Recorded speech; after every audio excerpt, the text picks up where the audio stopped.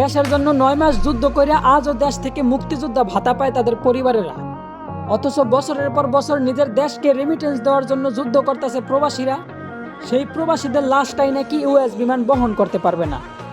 তো বলি তোমাকে বাপের টাকা দিয়া প্রবাসে আইছিলাম রে, তবুও তো মাসের পর মাস সেই প্রবাসীদের কষ্টে কামানো রেমিটেন্স পকেটে নিয়ে চলাফেরা করো।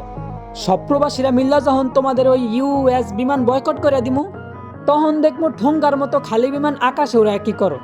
বলি জিন্দা প্রবাসীর কষ্টে কামানো রেমিটেন্স দিয়া বিমান তৈরি করিয়া আবার সেই বিমানেই প্রবাসীদের মৃতদেহটাই নিতে অস্বীকার করলা। বিষয়টা এমন হইল না যে সারা রাত নিজের ইজ্জত মানুষের কাছে বিলাইয়া আবার ভোর রাত্রে উজু করে নামাজে দাঁড়াইলা।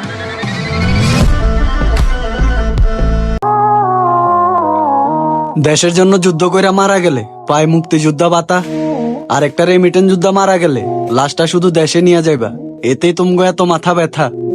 বলি ইউএস বাংলা কর্তৃপক্ষ শুইনা রাখো কানে, প্রয়োজনে পায়ে হাইটা বাড়িতে যাবো, তাও আর উঠবো না তুমগো বিমানে। তোমরা ঘোষণা দিছো প্রবাসীদের লাশ তোমরা বহন করবা না, অথচ প্রবাসীরা তোমাদের বিমানে না উঠলে তোমাদের 2 টাকাও ইনকাম হবে না।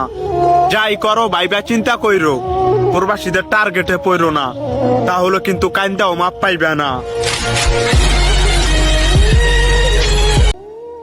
ইউএস বাংলা বিমান ঘোষণা দিয়েছে তারা নাকি প্রবাসীদের লাশ বহন করবে না, অথচ এই বিমানের 96% যাত্রী হলো আমরা প্রবাসীরা। একটা কথা বলি শোনো, মৃত্যুর পর যদি প্রবাসীদের লাশ তোমার বিমানে জায়গা না হয়, তাহলে আজকের পর থেকে তোমার বিমানে ওঠা তো দূরের কথা, আমরা প্রবাসীরা তোমার বিমানের উপর প্রস্রাবও করবো না।